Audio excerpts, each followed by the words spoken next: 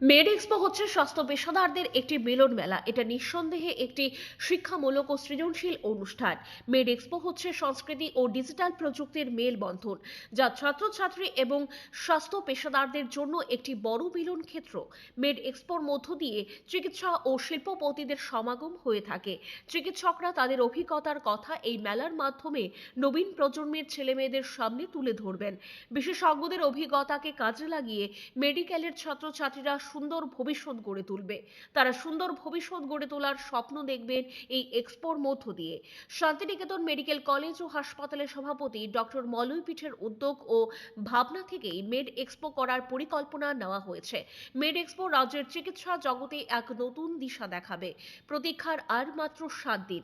Tripura Santiniketan medical college ও হাসপাতাল 2023 থেকে 26শে জানুয়ারি 2026 পর্যন্ত মেড এক্সপোর আয়োজন করছে, যা এই প্রতিষ্ঠানের প্রাঙ্গণে অনুষ্ঠিত হতে চলেছে। এই এক্সপোতে সকলকে সাদর আমন্ত্রণ জানানো হয়েছে। এটি জ্ঞান, সৃজনশীলতা এবং ঐক্যের উদযাপন, যেখানে ডাক্তারি পেশার সাথে জড়িত বিভিন্ন বিষয় প্রদর্শিত হবে। শহরতলির রানীর খামারস্থিত ত্রিপুরা শান্তিনিকেতন মেডিকেল কলেজ ও হাসপাতাল প্রাঙ্গণে হবে এই এক্সপো।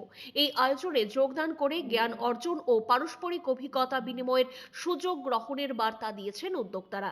ইতিমধ্যে মেড এক্সপোকে কেন্দ্র করে সেজে উঠেছে শান্তিনিকেতন মেডিকেল কলেজ।